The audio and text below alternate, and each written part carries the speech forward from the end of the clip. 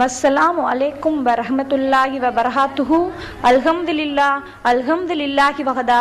அஸ்ஸலாத்து வஸ்ஸலாமு அலா மல்லா நபிய பாதா அம்மா பாத். அவுது பில்லாஹி மினஷ் ஷைத்தானிர் ரஜீம். பிஸ்மில்லாஹிர் ரஹ்மானிர் ரஹீம். என்னோட முன்னாடி பேர் வந்து ஐஸ்வர்யா. இப்போ வந்து இஸ்லாத்துக்கு ஏற்றதுக்கப்புறம் என்னோட பேர் ஜெய்னப். நான் பிராமண குலத்தை சேர்ந்த ஒரு பெண். சின்ன வயசுலேருந்தே பிராமணர்கள் வாழக்கூடிய அக்ரஹாரம் சொல்ற ஒரு ஏரியால தான் வளர்ந்தேன். சின்ன வயசுலேருந்தே என்னோட மத கோட்பாடுலையும் என்னோட கடவுள் மேலேயும் ரொம்ப உறுதியா இருந்தேன். என்னோட கடவுள் தான் உண்மையான கடவுள். அது மட்டும் இல்லாம நம்ம உயர்வான ஜாதியில பிறந்தவங்க, மற்றவங்களாம் ரொம்ப தாழ்வானவங்க அப்படின்ற ஒரு பெருமை கூட இருந்தது. சின்ன வயசுலேருந்தே அப்படியே இந்த உணர்வை சின்ன வயசுலேருந்தே எனக்கு கூட்டிட்டாங்க. அது மட்டும் இல்லாமல் ஸ்கூலுக்கு போனாலும் பிராமின் இன்ஸ்டிடியூஷன் தான். அங்கே மற்ற மாணவிகள் கூட பழகிறப்ப கூட நம்ம தான் உயர்ந்தவங்க, மற்றவங்களாம் தாழ்ந்தவங்கன்ற ஒரு எண்ணத்தோடு தான் பழகுவேன். மேலும் அவங்கள வீட்டுக்கு அனுமதிக்கவும் மாட்டேன், அவங்க வீட்டுக்கு நான் போகவும் மாட்டேன். அதே மாதிரி அவங்களோட உணவு கூட நான் பகிர்ந்துக்க மாட்டேன். ஏன்னா அவங்க நான்வெஜ்லாம் சாப்பிடுவாங்க, சுத்தம் இருக்காது அப்படின்ற ஒரு எண்ணத்தினால அவங்களோட உணவு முறை கூட நான் பகிர்ந்துக்க மாட்டேன். அதுக்கப்புறம் காலேஜ் படிக்க ஆரம்பிச்சேன். வந்ததுக்கு அப்புறம் தான் மற்ற மாணவிகளோட மற்ற மதத்துல உள்ள மாணவிகளோட பழக்கம் ஏற்பட்டுச்சு. அப்பதான் எனக்கு ஒரு முஸ்லீம் ஃப்ரெண்டு கிடைச்சா. எப்போதும் இஸ்லாம் சம்பந்தமா புக்ஸ் படிச்சுட்டு இருக்கிறது, இந்த மாதிரியே பண்ணிட்டு இருப்பா. சரி, என்னதான் சொல்லியிருக்கு அந்த மதத்துல, நம்ம மதத்துல சொல்லப்படாத விஷயம் அந்த மதத்துல என்னதான் இருக்கு, அதுல உள்ள குறைய ஆராய்வோம் அப்படின்ற ஒரு எண்ணத்துலதான் படிக்க ஆரம்பிச்சேன்.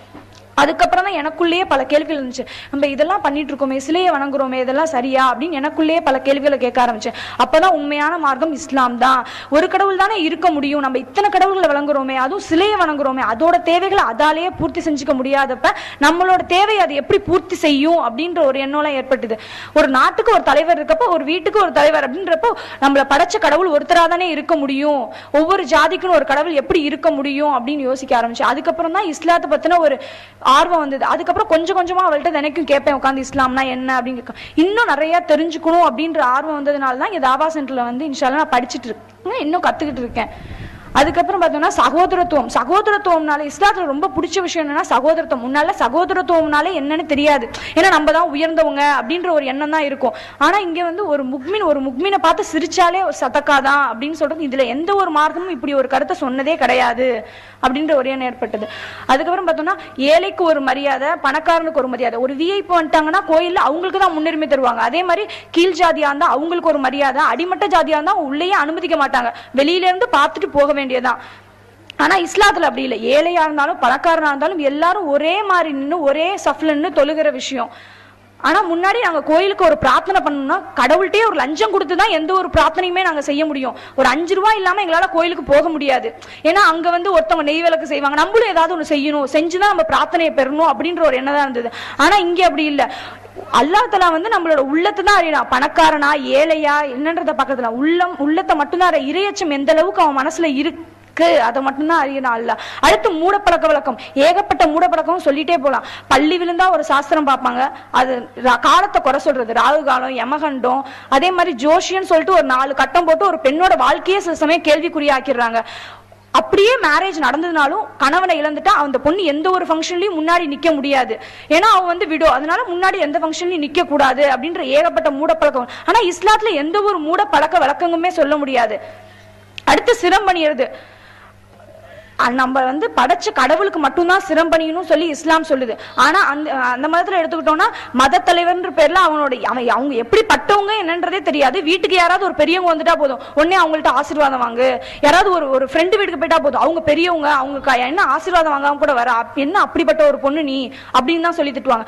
ஆனா கடவுளால படுத்தப்பட்டவங்க தானே எல்லா மனுஷனும், எதுக்கு மனுஷன் காலிலே விழுகணும் அப்படிங்கறதுலாம் எனக்கு பிடிக்காத ஒரு விஷயம். ஆனா இஸ்லாத்துல அந்த மாதிரி எதுவுமே கிடையாது. நம்ம மனிதர்களும் ஜின்களும் அல்லாஹ் தன் திருமறை அழகா சொல்லியிருக்கான், ஹலக்துல் ஜின்ன வ இன்சான இல்லாஹி யஅ்புதூன், மனிதர்களையும் ஜீன்களையும் என்னை வணங்குவதற்காக அன்றி வேறு எதற்காகவும் படைக்கவில்லை அப்படின்னு சொல்லியிருக்கோம். அதை விட்டுட்டு நம்ம மற்றவங்க காலில், கடவுளால படைக்கப்பட்ட மனுஷங்க காலில் சிரம் பண்ணிடும், அது தப்பான ஒரு கருத்து.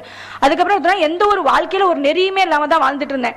நம்ம லைஃப்ங்கிறது ஒன் டைம் நல்லா என்ஜாய் பண்ணணும், நாளைக்கு இருப்போமா இருக்க மாட்டோமோன்றது தெரியாது, இருக்கிற வரைக்கும் நல்லா என்ஜாய் பண்ணணும் அப்படின்னு தான் நினைச்சிட்டு இருந்தேன். அதுவும் இல்லாம நான் ஃபேஷன் டெக்னாலஜி தான் படிச்சேன். ரொம்ப ஃபேஷன் ஷோஸ்ல எல்லாம் ரொம்ப இன்ட்ரெஸ்டடா, மாடலிங் தான் நம்மளோட ஃபீல்டாவே இருக்கணும், ரொம்ப மாடர்னா ட்ரெஸ் பண்ணணும், மத்தவங்க எல்லாம் அட்ராக்ட் பண்ற மாதிரி நம்மளோட ட்ரெஸ்ஸிங் சென்ஸ் இருக்கணும் அப்படின்னு தான் நினைச்சிட்டு இருந்தேன். ஆனா இஸ்லாத்துக்கு வந்த பிறகு ஒரு பெண்ணுனா இப்படிதான் இருக்கணும், தன்னோட அழகை தன்னோட கணவனுக்கு மட்டும்தான் காட்டணும், மற்ற ஆண்கள்ட்ட எப்படி பழகணும், தன்னோட தாய் தந்தையருக்கு எந்த அளவுக்கு முக்கியத்துவம் கொடுக்கணும், அண்டை வீட்டாரை எப்படி பேணணும், எப்படி சாப்பிடணும், எப்படி தண்ணி குடிக்கணும்ன்றது சின்ன சின்ன விஷயத்த கூட அழகா சொல்லி தருது இஸ்லாம். அடுத்து சமூகத்துல பார்த்தோம்னா எந்த ஒரு வியாபாரம் வேணாலும் எப்படி வேணா பண்ணலாம். அப்பா வந்து வட்டி தொழில் தான் பண்ணிட்டு இருந்தாங்க, அதனால எப்படி வேணா சம்பாதிக்கலாம் அப்படின்னு தான் நினைச்சிட்டு இருந்தேன். ஆனா இஸ்லாத்துக்கு வந்ததுக்கு அப்புறம் தான் சில விஷயங்கள் நமக்கு ஹலால் அப்படின்னு சொல்லி பிரிக்கப்பட்டிருக்கு, சில விஷயங்கள் நமக்கு தடுக்கப்பட்டிருக்கு, அந்த விஷயத்துல நம்ம பண்ணக்கூடாது அப்படின்னு சொல்றத இங்க வந்து தான் தெரிஞ்சுட்டேன். அதுக்கப்புறம் எந்த ஒரு தொழில் பண்ணாலும் நீதமா நடந்துக்கணும், அனாதைகளை வந்து ஆதரிக்கணும், ஏழைகளுக்கு உணவளிக்கணும், இந்த சின்ன சின்ன விஷயங்கள்லாம் கூட இங்க தாவா சென்டர் வந்து தான் நான் தெரிஞ்சுக்கிட்டேன். இஸ்லாத்தை இந்த அளவுக்கு தெரிஞ்சிருக்கேன்னா